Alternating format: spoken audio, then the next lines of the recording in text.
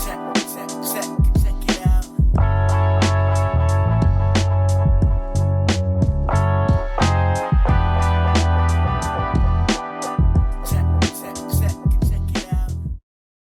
What it do is go, it's Papa, y'all. It's your homie ATM. It's your boy. Oh. And we are the Lingo Baby back again with two more very, very important and special guests. We got... You want to introduce them? I feel like I always introduce guests. I guess it's a staple. I feel like, yeah, sure. We have, like Money said, two very important special guests. You have Anthony Obas. Hi. It's kind of Not that. very casual. Lingo Yeah. OG. And we have a Lingo new member. Yes. Our good friend Ania. Hello. Friend, colleague to me, all around amazing personality. But I'll let the guests introduce themselves, do a little blurb. Oh my God. You trying to What are you doing? No, you gotta go first. No, you go first. My favorite I don't know scissors. what you go first. Okay, so my name is Anthony Obas, the OG. I like Everybody that. calls him Obas. Obas is you better. know? Manager, event promoter, artist consultant, traveler, Businessman. Like we focus on the P's and Q's, and author as well too. Facts. So Published. We're working on 2 for next year. Got some things special on the way, but yeah, I mean, I'm here with the lingo. What's the vibe? As always, yo. Like, Obas been here literally since day one when we were just WRW Radio. That's facts. Came on the show That's too. facts. That was So, good time. it's nice to bring you back now that we're official. We've been an official podcast for 5 seasons now. 5 seasons, yeah, I've been so, doing good. Thank you. So it's nice to have you finally on. My favorite one has to be the one with Alberto. I think Alberto. Yeah? I seen Alberto in a different light. Good. I like that, because I feel like we brought a lot of Q's people Right. at the same time. So it's nice when it's somebody you've known and seen throughout the years, and you're like, oh shit, from that different and you learn perspective. more. Yeah, that's dope. I like that. And our new friend, my new friend. Hi. Okay, so my name is Ania. I'm an artist. I'm an executive. I'm a manager, a music journalist, and I honestly kind of do it all.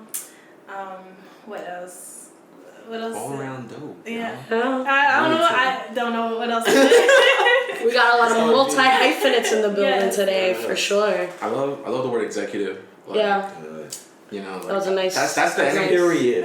That's really the energy we're going for with this show, with having both y'all here. Yeah, this episode is very, like you said, P's and Q's. I feel like you were one of the first people that I ever met that was really about dotting your I's, crossing your T's. You know what I'm saying? Yeah, I'm all about that. So when O originally conceived the idea of having it on, I was just like, oh, I'm down. And right before, as I was thinking it, he was like, yo, I think Obas would be a great double to I was like, that's exactly what I was thinking about. I had to come here because literally when he texted me, I was in the shower and I was like, yo, I can't wait to talk my shit. And I was in the shower, I'm thinking about stories, listening to past albums that some of the artists I managed work with, and I'm like, yo, we have memories, and I'm like, damn, this has been a minute, so it's good to have a chance to talk about it, today.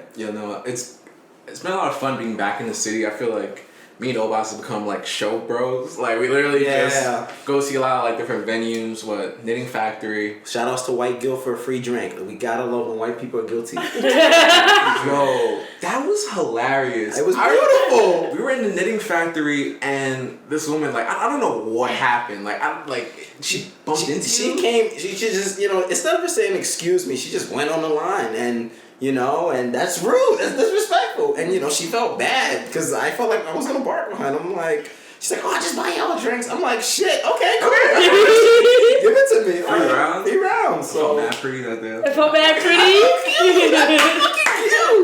I was like, we won. Oh, the white people buy y'all drinks? Yes. And I was just like, I didn't have to pay. And I was just like, cool. We went there. Then what else? We went to the Sultan's. The Sultan was dope, and I was on cloud 9 that day. The music was just hitting me. Yeah. I saw videos from you, and I was like, oh, that looked really nice. It looked like a great show, too. Yeah, and me and Tsuyo, we had SOB together for Malik's show.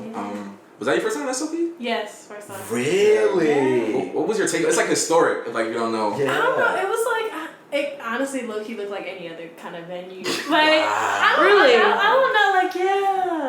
Like, I mean, but when like the lights and stuff and like the music and stuff, the vibe was there. But you know, it's funny because when we went to SOBs for Boldy, I was like in the space. I was like, this is a very like intimate space. Like, you know, like I feel like in my head I expected it to be bigger because I've never been in there. Yeah. You know what I'm saying? So when I went in and realized like the size of it, I was like, huh. For a legendary venue, I did not expect it to be this size. I expected it to be way bigger.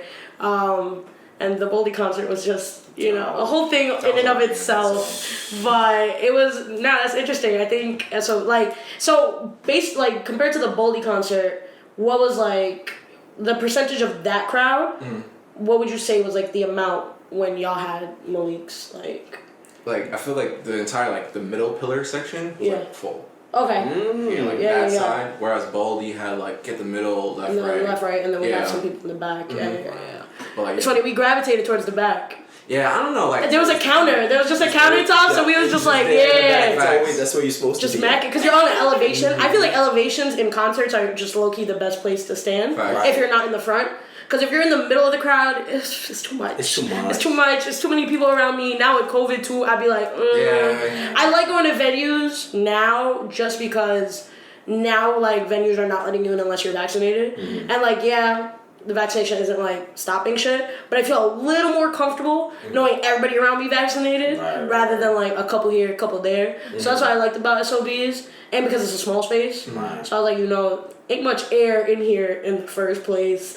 A white guy passed out on Amari's leg. So much happened that day, bro. Yeah, it was. Jeez. It was good when like the show in Q's with. But it was 3 in a row. Yeah, he like passed out, got up, passed out, got up, passed out, got up. Oh, he had endurance. No, bro, the third time, and he got up and was pretty much like, no, this happens. Like, it's literally how you told me the Q story.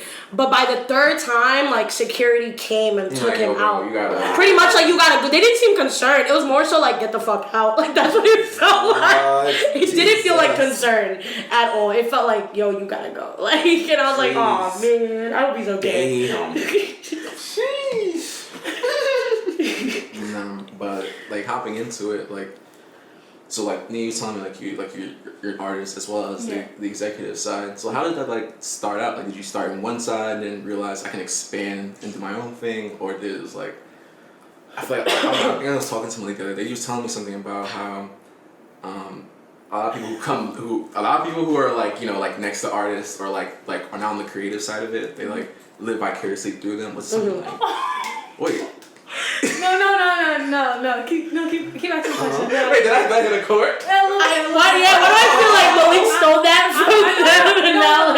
I get it. Okay, so like originally, I'm an artist first. Like no matter like what I do, and I feel like when I navigate the business, I look through it like through an artist lens, if that makes sense. But so I'm working on my own art, but it's just a lot of like mental unconditioning I'm trying to like get out of. And so like low-key I've been living vicariously through Malik in a way. But I started managing because like I like, if you know me, like I'm the queen of opportunities. Like I like keep this mantra, like I can get in contact with any and everyone. Period. So like everything I've been able to do, I've just been able to like do for myself. So I'm just like, let me just take these skills and apply them to someone, right? And hence, like, Malik reached out to me. He was like, hey, do you want to, like, manage me? I'm like, sure. Like, and so, like, what I do for him, like, it's not, like, if I were him, like, I want to put him in opportunities and spaces that I want to put myself in. So, yeah, so that's how I kind of, like, maneuver and stuff like that. I think I answered artist first. Yeah. And it helps me, like, I don't know, navigate. Like, even business stuff, like, just, like, it, like, if I was an artist, I wouldn't want that kind of deal. Or, like, if I wasn't, like, I wouldn't want... I don't know, like my one friend, he was telling me, he was like, it's different, like being an artist and like maneuvering like through the business, like you have a unique perspective because you're not a business person trying to make money, like you understand, and I don't know. The creative side of the deal. Yeah. Interesting. That makes sense. Do you feel like if you weren't an artist, like you wouldn't have that viewpoint? Like if you were just doing the executive side of everything, you know?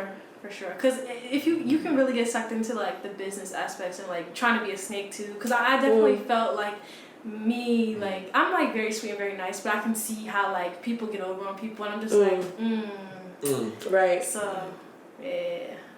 It's funny because then, like, I'm starting to get hot. It's funny because the shot kicking in. It's funny because I had brought this like question up to O before, like when we were planning this episode, because I didn't know you were an artist. I thought you were both just on the executive side. So I was like telling O, I was like, you know, I guess the question now kind of only applies to you, but like to you, O Boss. But my question is like, let me try to frame it in a way. Do you feel like formulated? you know, it's like I'm trying to really bring it out of my mata right now, but essentially what I want to know is like, you know, as somebody who's purposely like puts themselves in a lot of music spaces, you know, Right. you know a lot about the music industry, you learn more about it daily. Yeah. But you're not a person who makes you don't make your own music, right? Right. So like my question is like, one, how did you even get into then that like realm of like what made you want to then get into the executive side and the entrepreneurial side of music? Right. And like how does it impact you being a person who doesn't necessarily make music but is always surrounded by artists who make music? I mean, it's like you said, like you live through the artists, which is Yeah. very interesting. Like you said that, like it's like I really live through the artists that I work with. Their music really relates to me. You know what I mean? I started doing this business side when I was on WOW, and like I used to have like Freestyle Friday and invite artists with guitar, rap, whatever, just come through, and then you'd have drinks and stuff, and we were supposed to bring it, but I was like, let's go. Yeah, WRW, man. What we doing? Like Back in the basement. Back in the basement, yo. Just the sneak. Yo, yeah, the basement was it. It was it. So I mean, we used to get drunk and you know converse. Yeah, it was crazy. And you know, a lot of people kept hitting me like, "Yo, you should be a manager. Like, you know how to like promote. You know how to do radio." I'm like, honestly, I don't want to manage. Like, if you can't manage yourself, I'm not trying to manage you. Respectfully, you know, that's just how it is. And after that, you know, it just, I seen so many artists just struggling, right, business-wise, and I was just like, they got the creative juice, Yeah. and they have it, like, but they just don't understand the business. When we talk about the 360s or like, you know, sync royalties, and we start getting into those vocabularies, like, these people use like big vocabulary words to like, throw the artist off chains, you know, Right. and it's very simple stuff. So I was like, you know what? Let me start like diving into this music executive stuff. Like, let me dive into just business as a foundation, but then dive into the music. So I read Ari Herstand, Donald Passman, like, you know, did your research. Yeah, I do my research. I read consecutively every week on music business, right? And when I'm surrounded by artists every day in and day out, I mean, like, it's inspiring. You know what I mean? It makes you want to go harder. And you look at and like I look at music executives that are coming up differently. You know, I don't view them as competition, but I view them differently. I'm like, yo, I'm trying to build an empire here. Right. Like, I know the artists and creators that I'm working with are gonna do it. So it's just like when they put out the music, the visuals, like, you know, I just get fired up because I know that we got the dopest shit out here. Like, what are you gonna say to me? You shitting me? Like 3005, Miss 3005 was probably the dopest visual. I was like on Instagram, like, oh, this shit is fire. Like, this shit is dope because like it brings a sense of life into you. You know, like, you know, my artist Nick just dropped a whole like music thing about like talking about drug addiction and all that. Like, let's talk about it. Right. Like, you know, so yeah, so that's me being on the executive side. Because the excitement that you get, like when you like look at other people's art, like I get fuel for like my own art. So like when I do stuff with Malik, I'm just like, oh, well, like if I did this, I could do this, and because I love like outside of music, I love makeup and just like creating visuals and stuff like that. I'm just like, wow, I can't wait to apply all that stuff. And so like that's like I get excited through my artists, so like it inspires me to do my own work. Of course.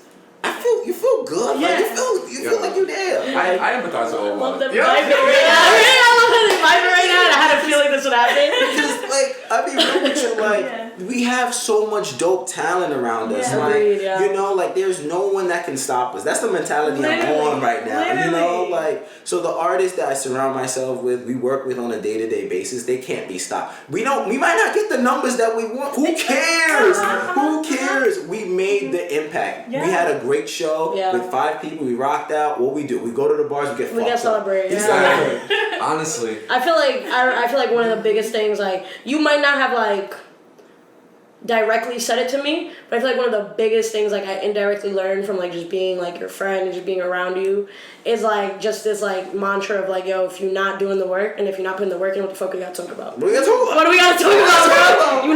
You're not even barely putting your foot in, you know? Like, I just need you to put your foot in the door. And that's how I feel like with you, like, even so, like, for example, me, you don't really talk a lot about, like, my music and where that's going, but I know you support it. Because I know you know what I'm saying? So, you know what I'm saying? So I know we hear it, and it's just always been this thing that I indirectly learned of, like, this, like, with you, I very much always got, like, yeah, that's businessman, boss. Like, just like this sense of like, if you're not even gonna put in the first step to do the work or to put in the work for yourself as an artist, then you ain't got nothing, like, we ain't got nothing to talk about on the business side. Yeah. You know, because you're not even really doing it for yourself. Exactly. Nah, exactly. yeah.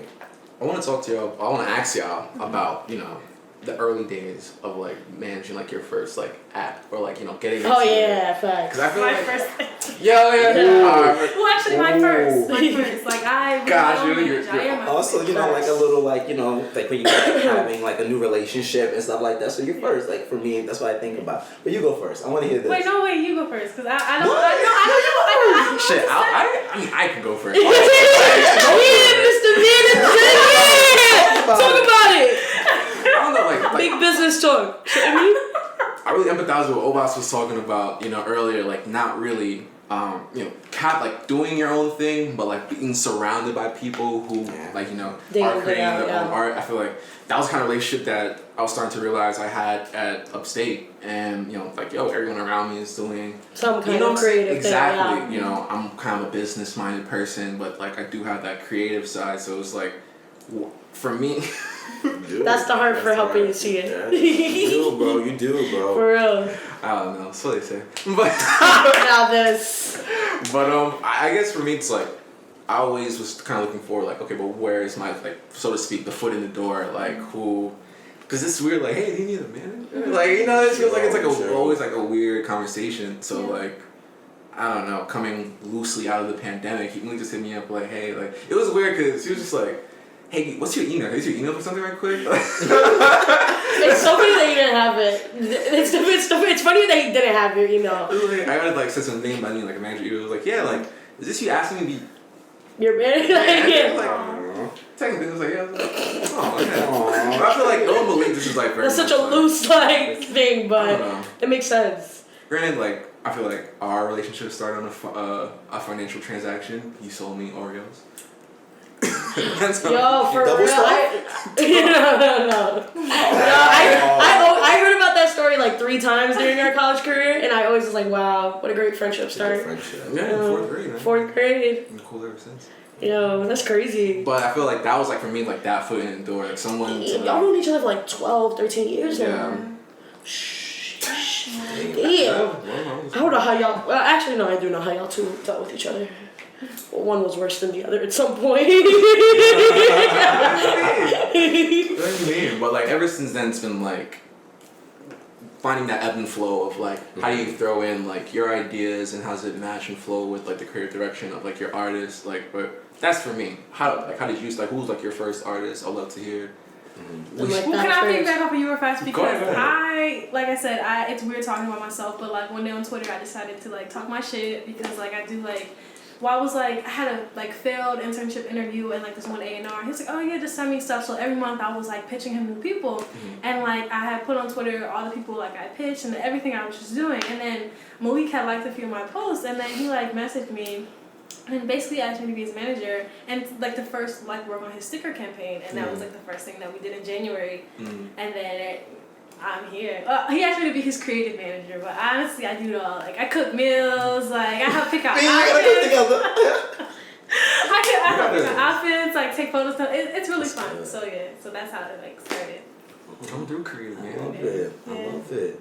So, how do I start? Like I said, I don't really care. It's so weird for me. Like, I tell people this all the time. Like, I don't really embrace, like, the title manager. If that makes sense. Like, I think for me, it's like, you know, there's various different ways of managing an artist, right? You have the parenting aspect where you're telling the artist constantly what to do and stuff like that. And I mean, for me, it's like I've been in so many different things where I had to parent an artist, right? And like I found that there was flaws in that, right? Yeah, right. Then it was the one where it's like you just manage from a distance and you just come with me, you need me. That doesn't work. You know what I mean? So you really need to have, like, I call it the brother and sister type of management, where it's like, I got you whenever you need. Like when we hear, like, we see eye to eye. So for me, like, you know, when my first artist that I worked with was Jahar, you know. Was Oh, like, shit. my little brother. Wow, yeah. So, you know, I literally came from a run and I just seen him, he was taking pictures on, like, East River, and I was just like, oh, shoot, you're the Wavy kid. And I was just like, yeah, I always do that, because I'm like, I didn't meet him, and I didn't know he lived in my area, which is crazy to me, because I could be working with so many artists in my area, but I just don't know them, and they're not putting in the work. I'm not no diss, but like it's true shit. Like I shouldn't be having to go out to work with like Brooklyn artists or whatever. Like Harlem should have their own Harlem. Like respect to Delhi, bro. You are from Harlem. I'm from Harlem. Like respect to Delhi. Harlem got Harlem got people, we got bro. hitters. Like Harlem got hitters. people, bro. We got Neat. We got Introduce freaking me. Delhi. Delhi has her. He's nice, fucking. Bro. Don McKell's another one. Like, so we have this network. So when I met John, I'm like, yo, let's work. Like, he came on the podcast and was like, all right, cool.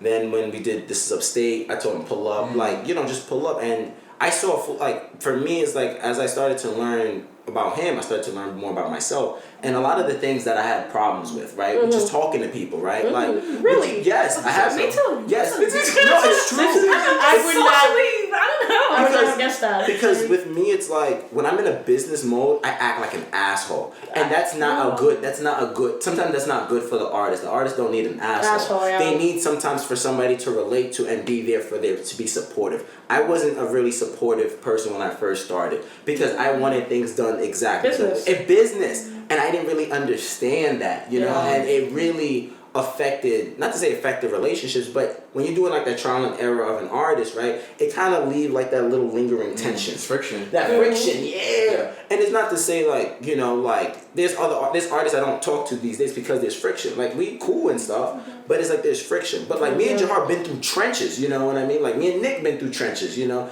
And like the thing is different between the artists that I work with now than the artists I did work with in the past is that we came and accomplished through the trenches. We had the shows where 0 people didn't turn up, you know what I mean? We had the show when we lost $200 to some scam, you know, like the Instagram scammers. Yeah. They'd be like, oh, pay $250. Nah, hit me in my This promo, this that, yeah. All this all that shit. Like, we lost money to that. It'd be like that. It'd But be like that's that. building character and building the relationship. Exactly, and the consistency. So, Yeah. like I said, I've learned a lot, but I've also grown through the artist, grown through the music, and like we've had a deeper relationship. Like we can go on vacation now, which is very interesting. Like I thought I would go on vacation with like my regular friends. I can go on vacation with creatives and just like, what we gonna do today? Like do a music video. Cool. It might come out the best. It might not, but we did it. Like, you know, so that's the joy I see now in management, honestly. Nah, that's dope. And like it's funny, I met Jahar through you. Yeah. And when Jahar met me, he had already known my IG. Like, and I assumed it was through you or just some way. So yeah. And so it's funny because I met you, literally brought him up to me. We were like, oh, I was like, wait, I have you on IG. Ever since then, I've been locked in. And like, yo, he puts in work. Like, you know what I'm saying? So it's like, it's funny though because I feel like, you know, especially piggybacking off our last episode. Yeah. You know, we had a very good pocket on our last episode talking about like what me and like Des as artists require from managers. So it's very like, you know, so it's nice to now on the flip side see like you also coming a long way of like realizing what an artist needs from you as somebody managing or even somebody that's just lending an ear. Right. You know, at the very least. Yes. And I feel like damn, I lose my train. Oh, and so with that, like having George on from New York City, like going to his events, also made me realize like, yo, there's mad niggas making music, bro. Like mad niggas putting like making music. Not everybody putting work in, but every mad niggas making music, bro. And like you just like you. It's true. You end up just finding like I don't know. I think. Like just to go off of what you said, like you could be working with a lot of people from Harlem, or you know, like you don't need to have to travel to Brooklyn, and you don't, bro. There's so many people out there that's making music, but again, not everybody, one, putting the work in, or two, willing to put the work in. Yeah. But that's for a plethora of reasons, you know, whether it's the fear of finances and losing money. Right. You gotta be willing to lose some money to make some money. Yes. You know what I'm saying? And it's like, there's that fear. There's the fear of Acceptance. not having resources, acceptance, rejection, Right. the fear of not having resources. I know that, like, for me as an artist, that was one of my biggest things, was the, not the fear of acceptance or the fear of losing money. I blew so much bread investing in myself. Right. Have made zero to none of it, like, almost none of it back, and I'm okay with that, because it's all, you know, bigger picture, long term, playing the long game. But there's this thing of, damn, Yeah, I was really you were on getting it. You was I on was it. really on You it. I was on on it. the train, and it was the door. That door opened, and it lost me, bro. I was like, damn. What are you talking about? The acceptance? I feel Acceptance, I don't rejection, think resources. Resources. There we go. That was one of my biggest things in, like, reaching out for help or even wanting to do anything. Right. Like, But even as much as there's people who do music, there's so much people behind the scenes mixing, Yes. So mastering, much. like Yes. keeping up that network of like people in your head, like yo. thankfully. Sidebar. This nigga was on the ox, right? Last. Let me know this is not maniac behavior. I was on the ox, no D&D on. So we're hearing the rings. We're on Instagram with him. Refused to get on the JBL. Oh my god, Oh, bro. man. No, but Oh, like, no, for sure. I think also, like, people who are not in a creative realm, or at least like not in the music realm or on the executive side of it, also don't realize like the resources that are needed, or like how the resources impact then like an artist's like outlook on shit. Like, for example, like for me, I feel like I had a cover artist, I had Siaka, who mixes almost everything I do, and that was that. It wasn't necessarily my team because they all do their own shit, Right. but it was like the people I go to.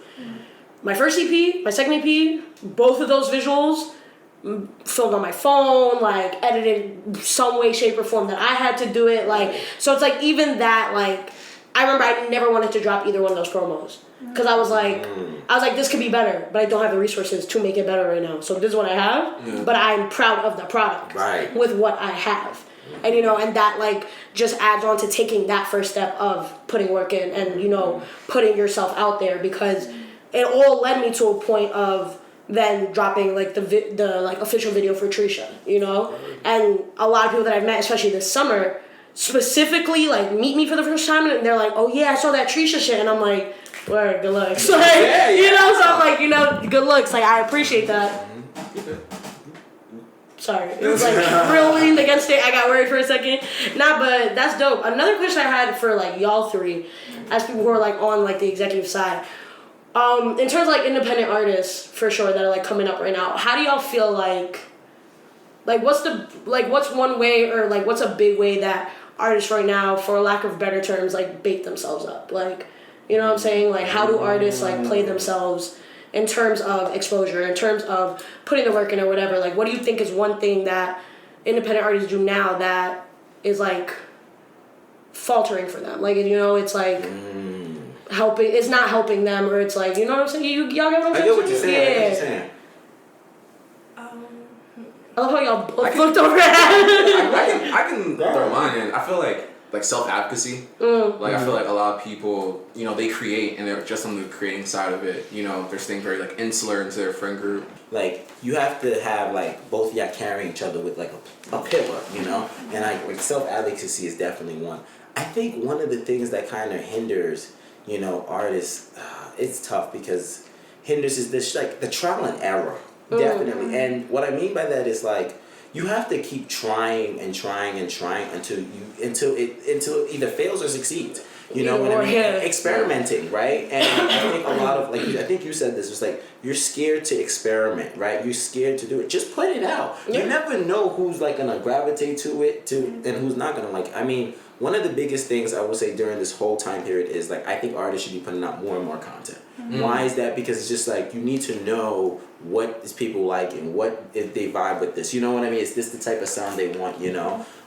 So with my brother about the mixtape era, right? Mm-hmm. And you used to have like, Lloyd Banks driving mixtape, you Yeah. know, Fab, Soul Tape, like, you know, Yeah. it was a way of development and giving people more content, a way for them to be connected. So again, more experimenting, you know. Experimentation, Yeah. yeah, their niche. It's niche, and you know, if they find a sound that they like or they have some type of interest, like flip it. Like if you like Jimi Hendrix and you're a rapper, flip the shit. You know what I mean? Like flip it. Like it might be outside of your comfort zone, but try it. So see what sound that you can make with it, and then be able to produce it. And if everybody likes it, then rock with it. You know, Right. it helps develop sounds. You know, and like your sound personally. So experimentation. Yeah. I like that. Cool. So lack of self-advocacy, lack of experimentation. Mm-hmm. All right. I just think he got one for her. I'm thinking of one. Like I feel like how. But I don't know, like, But I'm gonna see what. it's like, how do I say it? I feel like I know what I want to say, but I can't like piece it together. Get the words, So, like- so you say what you want to say, and I'm gonna figure out how I want to say this. Nia is a whiz with algorithms, knowing things about like social media, like staying up on like that kind of shit. Okay, I feel yeah. like that's a huge thing, even for like Yeah. managers and artists. Right. You know what I'm saying? Okay, so people try to take the easy way out. So like TikTok is a great platform, and people like artists are not getting creative on how they're like posting. Like how many times have you seen? I'm an independent artist in New York City. This is my latest single. Like everyone does that, and I'm just like, and this is where it comes in. Like I'm an artist, so I'm like, if I was them, I would have did this or I would have did that. Like it's just like people aren't creative. Like you guys are artists. You guys are creatives. Like get creative with how you market yourself. Don't rely on one platform. Like look at like. You know, people sleep on Pinterest marketing. Yo. People sleep on Instagram algorithm. Like, there's so many like tips and tricks, and they're like all on YouTube. And like people are, they literally are, and people are just very like everyone's running a TikTok, which is like music industry, everything. But like expand like your platform and don't like, cause again like Instagram can be down one day and you'll lose your 10K followers. TikTok TikTok can be gone next year. You don't have 100K like people, and Yeah. like Right. so diversifying where you put your art out at. Yes, I So agree. people I get agree. stuck in no. they get a little bit of clout somewhere and then they forget about the other platform. That's Hey, very that's important. true. That That's is super very, important, very especially true. like with Instagram. Like Yeah. I feel like a lot of artists I know like only utilize Instagram. Like you know, and it's like I feel like it's something which is like I guess this will be my input, not as somebody who's on the executive side, but as somebody who's on the artist side. And I try to input this with everything, the lingo, my music. Yeah.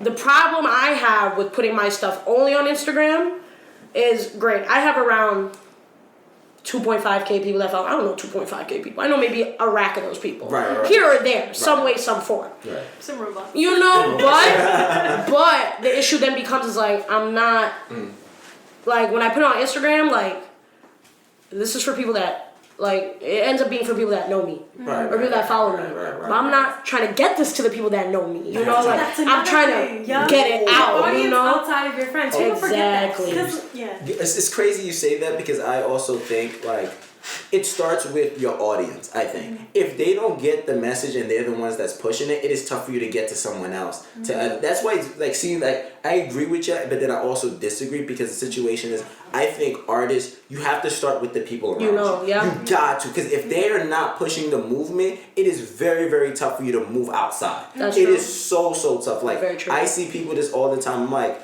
you're doing this. Why are you doing this move? If people from your home is not pushing you, then you have a long journey ahead of you. You know, like, and this is just coming from like venue booking and all this stuff. Like, I see people come, they be like, yo, I should be having a show, and then you know, talent buyers are like, you can't even bring 15 people. Right, like that's, you can't That's tough. you can't pack the You space. can't pack Like the space. So we lose money booking you, lose like money you know, booking like yeah. But it's also the fact, like I think of it, the flip side is just like, did your music really impact the people that it was really meant for? You know, like I really think about that. Now, could it be you didn't do the targeting properly and running Facebook ads? Instagram? But that's different. But I'm talking about the immediate circle that you have. Yeah. The people that is tight. Has your music really hit them differently to now think perspective? I love the first thing you said was just like, through your artists, you think differently. Like all the music and exclusive stuff I get so far, it makes me think differently. And my immediate circle, I share with them if they permit me to. Like, I mean, if they want me to sign an NDA, I'll sign an NDA. Sure, cool, whatever. Like, but it's like NDA talk, sure. But it's just like, you know, I want to share that experience. So it's interesting, you know, like, yeah. So, Yo, I feel like we hit on a lot. I feel like we hit on a lot just now. Right? Like, It there's was a lot of points. Like, That was good. That's actually what I need to hear, yo. Like I feel like a lot of people. excuse me for the constant coughing, y'all. I'm sorry. Nah, you're I'm good, sorry. yo. I wanted to tap in with something that you said a little earlier, Nia, about like talking about some like internship roles. I love hearing Obas's like intern stories and just like hope we can get some dimes here. But Yeah. so what are some things in like this entertainment industry world? Like I feel like you're always on an intern like interview, like always going crazy. Like so what can you tell us about that? And just in terms of like what have you learned from these internships? Like, what do you try to take from it? Okay, so you want like educational how to find internships, or want like internship stories? Give me a story. Okay, Ooh. okay. So I'm just gonna post this on my TikTok because I feel like I can like blow up. But Period. okay. I found the bag with Jack Harlow. Oh, Right before he okay. blew up. Okay, so I was at Atlantic Records 2020, and so we're not allowed to like talk or like NDA get talk. pictures. Like, Artists, right? right. And so I didn't know who he was at the time, and I was just like walking around, walking back and forth, whatever.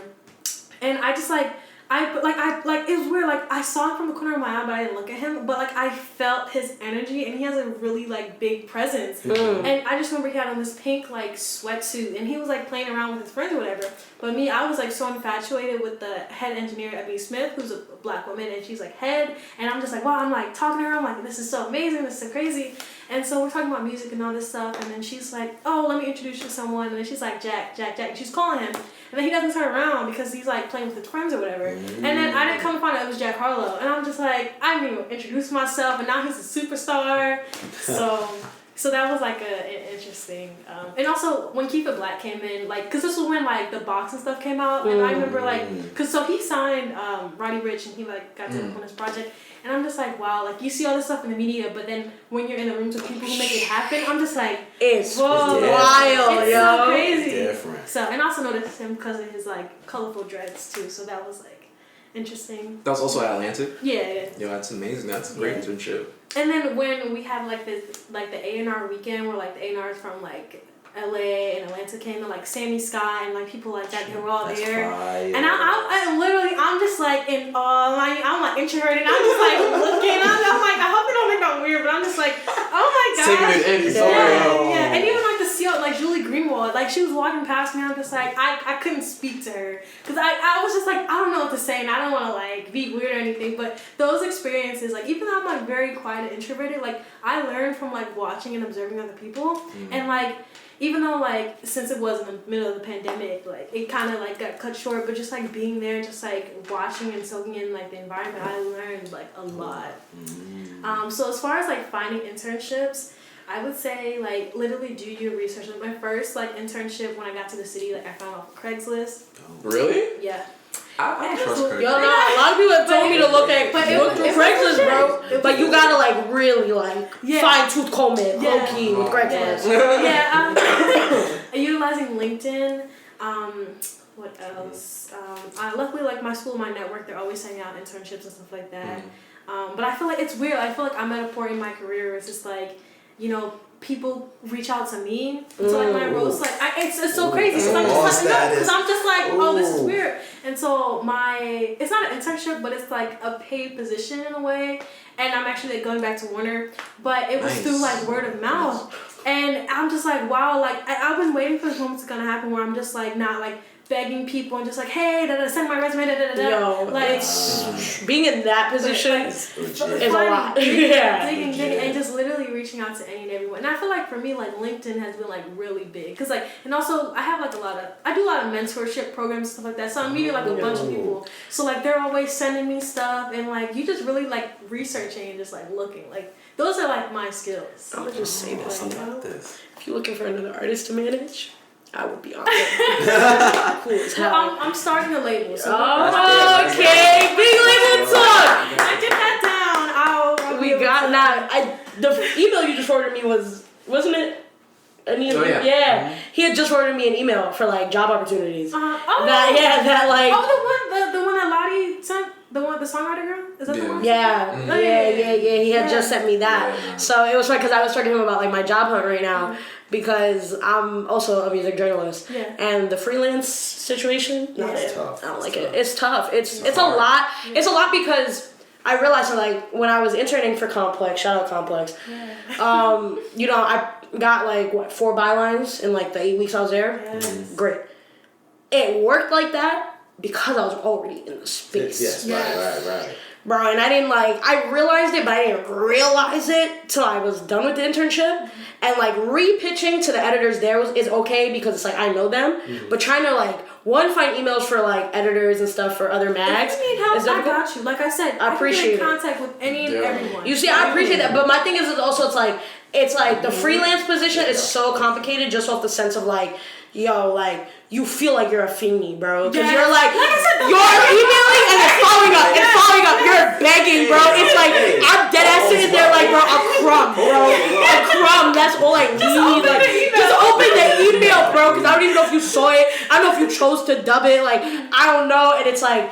It's the same thing with the job hunt too. Like I've applied to a couple places and it's like I prefer rejection emails over the no response. You know, like Yes. I just got a rejection from Warner actually. Yeah, which is funny. But it's like, you know, that's cool. Like it's okay. I'm okay with rejections all in the strength of like I'm a very big person. It's like if it's not the right time for it, it's not the right time for it. And also the position I applied for. I got a story. And also the position I applied for, which is very funny, is a position that I felt like he was more fit for. It was like an A&R administrative, like, assistant kind of thing. So when I applied for it, I was like, this would be cool to learn. You know? That was my thing. So when I got rejected, I was like, okay, this is actually low-key a blessing in disguise. Because I kind of would have went in there, and I would have finessed because I'm me, but it would have been a lot of, like, And that's what you learning need. first day on the job type shit, you know? That's what you. Literally. Right. But no, like, I think, like, you know, the industry is very the industry is very interesting in the sense that like it's one very much about who you know, Yes. but two it's also really about like I'm the person that's like I'm a great people person. So when you meet me, you're hooked. Like I got you. Like I can put a hook in if I meet you. The email thing, Yeah. bro, the virtual world is like, and it's also making it harder for Yes. people trying to get into the industry, whether it's through the journalism sense or the music sense or like even like artist submissions to labels and stuff. Like it's difficult through this because it's a lot of like, you don't know shit about me. So it's like you're getting an email and I have to low-key in an email tell you everything about me in less than like 10 sentences because you're not going to read it if it's more than that. Like, you know, so it's also like, it teaches you how to be like, very like, not even eloquent, but very Concise. concise. That was the word, thank you. It teaches you how to be very concise about like who you are and what your whole thing is. Like whether it's a pitch or whatever it is. That elevator pitch, bro. Elevator pitches, yo, it's like so stressful because it's like, you got 2 sentences to be like, hey, this is my name, I'm a music and culture writer. And this is what I've written for. Okay, now here's my pitch. But you don't know me, so like I'm coming to you literally as a fly on the wall. Yeah. But little do you know, I got your email from like somebody who's written like 10 pieces for you already. Like you know, so it's like it's a weird like thing. It's like it's different than say, for example, I got an email for the hip hop editor for Vice. Was it Vice or was it Vibe? It was Vibe. But if I had and I didn't get a response, thankfully, because that pitch would have fell through. It was the West Side Gun Erykah Badu Oh, pitch. yeah. So thankfully that fell through because West Side didn't end up performing. But I never got a response. But she's a black woman. And I got the email from Jordan, shout out Jordan. If I would have met this woman in person, it would have been a different story. You know what I'm saying? So it's like it's a very different like kind of like realm we're in right now, especially with this industry and like every aspect of it, like being managers pitching your artists, or you know being writers pitching your like pieces, or even like you know being any kind of executive pitching something to somebody.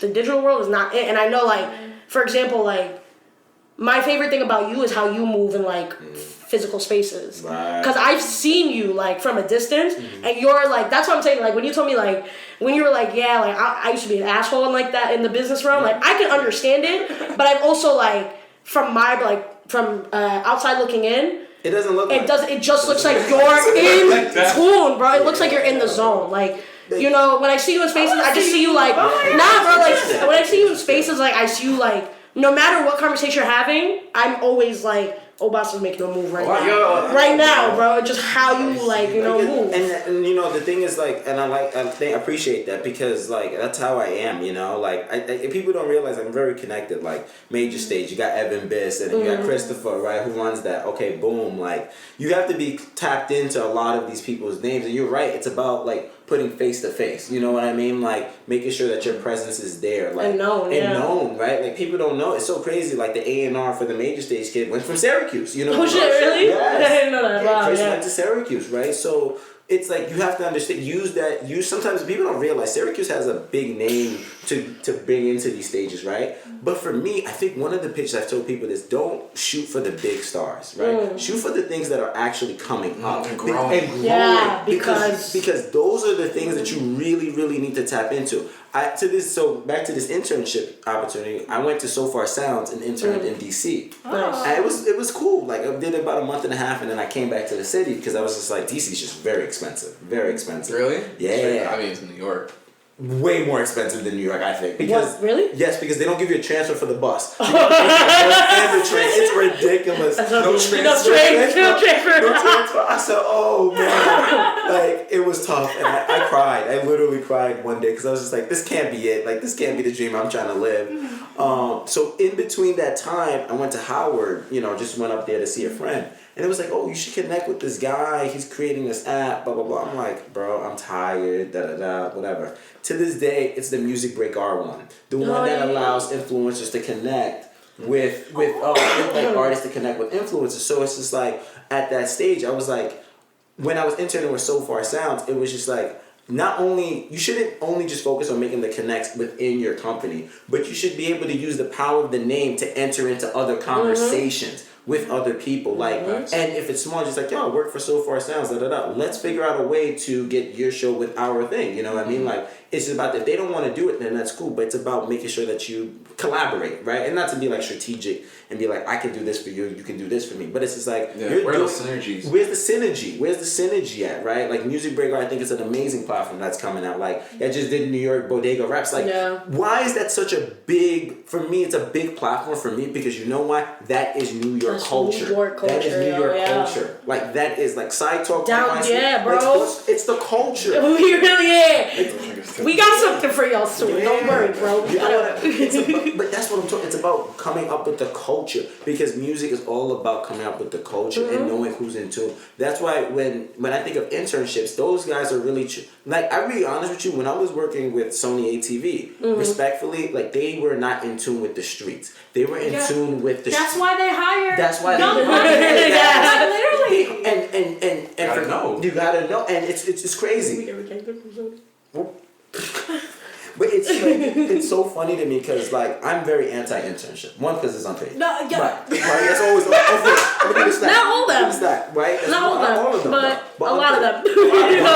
Hiring. That want to be hired. Salute to you. You're doing justice. Yeah, thankfully, like mine was paid. Like I was like, yeah, good. Good. But you also learn experience. Now that also the other side of it, it's like. Those interns should be able to have those exact same resources as if they were full-time entry-level people. Yep. So the thing is, like, they shouldn't be treated as, like, people that just help you learn something new. Mm-hmm. It should be in the sense of, like, I got the resources, they in tune with it, I gotta give them the resources so now I can be in tune and they can come up with me. That wasn't like that when I was, like, interning, with Sony ATV, especially on the A&R department. Yeah. It was more about, okay, let's go on Spotify, this person got this type of numbers, I like this, let's go to their show now, right? Instead of like, who's really buzzing on the streets that we can come up with, you know what I mean? And then be able to start, it's that artist development that, that's missing in the piece, so. It's so like numeric based. It's numeric based, and it's just like, I've seen people do so much, like, I've seen people with, like, less streams do, like, amazing shows. Like, but when you told me about Boldy James, I was so pissed because I didn't go to the show. I was out of the city. Mm-hmm. But my man's opened up for him. He's like, he has, like... Who's your man? His name is Nia. He had, like,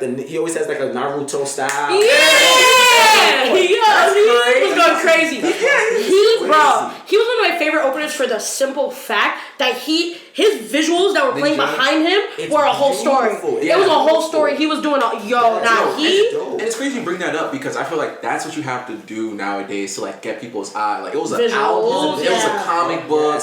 Bro, and you can only get it through the website. Through his website, through the 777 thing. I was like, yo, that's cool. That Like, dude is dope. But think about it. This is where it comes from the executive side aspect. Okay, you see him there. But then you have to break down. I always say you have to break down the event. Okay, who was hosting it? Music, I think it's Music FM or Music, I forgot the name. But you have to pay attention to those things. Like, who's running that? It's like, okay, cool. And then for me, I knew about the brand before because this CUSE alumni named Tori, and she works at Columbia Records and stuff like that. I put 2 and 2 together, you know what I mean? Because you have to understand the space that you work. Yeah. You can't just enter in a space and not understand what's going on. From an artist perspective, manager's perspective, anything. You can't walk into the space and not know and not understand who's running this stuff. Because once you know who's running it, then it's just like, we out. Yeah. We out to the races. We here, you know? it's funny, like, you talking about, like, things that are coming up.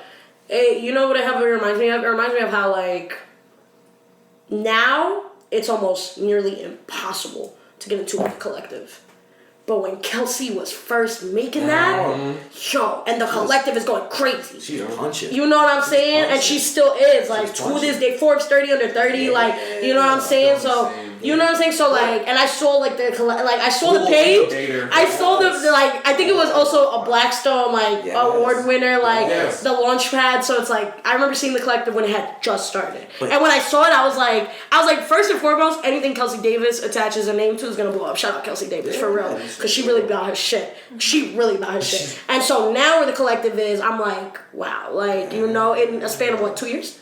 So I'm like, and you think about it, Kelsey's been going with the collective since 2016. And she's been rebranding and constantly, like, she's a cool creative that has a platform. She's basically running kind of like a LinkedIn for creatives, if that makes sense, right? Yeah. So you can basically get recruited a job through this platform. Through that platform, Because again, LinkedIn is not creatively free for everybody. Yeah. You know, you have to be like, and there's the previews, and then there's all these, there's all this stuff, and I'm just like, oh, when did this ever turn like this, right? So, you know, KD is a one entrepreneur. I love. I think I also like. I have a lot of respect for entrepreneurs who create spaces like that. And another person that you introduced me to, Eddie Hayes. Oh, that's and underscore. You know, like underscore Av. Like underscore is dope off strength that like you're really doing this for everybody else. Yes. You know, like not even for your own health. Like you're doing it really to just plug people into opportunities. Like, Definitely remind me of the dialogue. The dialogue is great. Digilog? Digilog. This is the second time because he said it to me too. He was like the dialogue. I was like the Digilog. He was like yeah. Once I see it, the dyslexia be like dialogue. I have to remember like Digimon. I'll remember that next time. Shout out to Drew. No. That runs it. What was your role at Digilog? I was digital marketing. So Ah. I was doing TikTok, basically. Nice. See? Great platform. I love Digilog. Can't make a TikTok. Every I can't either. I will teach you. Good, because we need help for the lingo TikTok, bro. We don't know what to make. I don't know if I should do this. You know, I don't know if I should. We should get on the dance trend. Like, what should we do? They're like, you know what I'm saying? Now it's funny because like now that we're just like back on TikTok for a second, like it's so funny. Like TikTok is now also very oversaturated because of like music and like everybody trying to blow their music up off of TikTok. And it's funny because like in my head I'm like, yo, is this gonna go like the Vine route where like it just dies at some point? You know, because after Vine there was like a lull, and then it was Musical.ly, and then Musical.ly went on a lull, and then it was TikTok. So I'm like, I give TikTok like another couple years, and then maybe a lull. But right now it doesn't seem like it. Right. I feel like TikTok is, in my opinion, it's like a very big double-edged sword. Because you know, on one end it's helping people like get the reach of like people who wouldn't know your music elsewhere, right. But at the same time it's harming artists in the sense of like, bro, niggas got like 30 seconds, like, you know, the attention span of people is just shrinking and TikTok is adding to that. And it's also like forcing artists to be like, they need visuals or they need something catchy or they need, you know, like, and it makes me worried, like, in the sense that I don't want artists to start making music for the algorithms, you know what I'm saying? Like, and they already have, you know, and that's the thing that sucks about it. I really like the TikTok, like, arc of like old songs getting famous again, because I'm like, that's cool. Like She Knows by J. Cole just went on a big like thing on TikTok, and I was like, This song been out for like 6 years, you know. But I'm like, and it wasn't made for that algorithm. I love that it fit some way somehow. But a lot of like artists are making music for that niche. A friend just asked me too, because I'm about to work on a full length like album. He was like, "Are you gonna make anything for that?" I was like, "Bro, no. Like that's not my body. Like if something works, it works. Right. But I'm not gonna make something with a specific challenge or like nothing like that, because that's just not me. Like I'm not in the mainstream pop culture realm with like how I make my music or the music I make. Like, you know what I'm saying? Like you've heard Clover. Clover's a big like psych vibe, you know? It's a big psych vibe. Like it's a, you know, even like, so it's like, you know, there's certain like niches that I feel like artists are trying to fit into because of stuff like TikTok. So it's like kind of at some points unfortunate to see, but it's also dope that a lot of artists are gaining recognition because of it. You know? Definitely double-edged sword. For sure. But we're getting into our favorite segment, y'all. Facts. Our final segment. Lingo talk. With the lingo. Nah, you have to. First of all, so anyways, so Amir's from South Jersey. Yes. You from Harlem. As always, we bring people on our show and ask everybody, yo, what's your favorite slang term from where you came from? I will not debate you on your slang because y'all took it from New York, and I don't think anything was originally Jersey's. So you can tell me anything, and I'll take it from you. Because we had the whole Newark debate with Jordan, and he was like, I forgot what he said. I think he said facts, and I was like, bro, that's definitely New York. He was like, no, that's Jersey. I was like, oh, I got some. So, favorite slang that you either grew up with, heard growing up, whether you used it or not. It could be old as shit. Like if you told me Jiggy, I'd be like, that's some Harlem shit. Cause Jiggy is some big Harlem shit. Like getting Jiggy is like, that's just some big Harlem shit. So like any kind of slang term from any decade that either you grew up with, heard growing up, use a lot, whatever, but your favorite one. Kind of, okay. Yeah. My favorite is bricks outside, but people say it's brick outside, but I thought it's bricks. Not that. outside. Not that. I say it's With an bricks S? outside. With an Yes, S? bricks. It's Yeah. bricks? What is that? She's saying it with an S. Bricks. With an S. An X and an S. It's bricks. Oh my god. That's my favorite. I do like that though. Yeah. I like that a lot. See, I like that. I think about it. We said that, I was like, oh, I got some. I got some. Yeah, I'd be like, it's brick outside. It's brick outside, yeah. You know what I mean? Like, damn. Wow. It just, for me, like, lingo just comes naturally. Right, of you know course. what I You mean? don't even realize it's lingo. It's lingo, so it's just like, you know, I think one of my favorite it is actually one, actually. Like, It's one? It's one, so every time sad. I say one all the time. Oh like, my god. it's so crazy. It's just something that you just be like, yo, one. Like, and then I don't know why, but I seen old. Now I see why you and Seth man cool, bro. Like, We play Yu-Gi-Oh together. It's funny because Seth was the first person to ever say one on the show. And I looked at him and I was like, one, that's an old ass shit. That's an old slang term because I don't hear nobody our age now using it.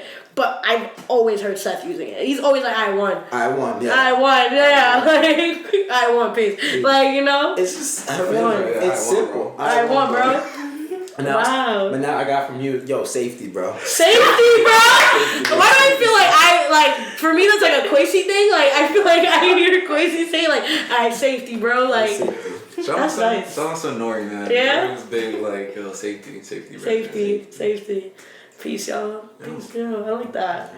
Yo, but with that being said, y'all, it's your homie ATM. And it's your boy O. And it's your homies Nia and Old Boss. Yes. And we are the Lingo, baby. Thank y'all for tuning in. Be safe. Stay up. Stay easy. Be on your P's and Q's. Dot your I's and cross your T's. And get real with your shit. You shitting me? Later. One.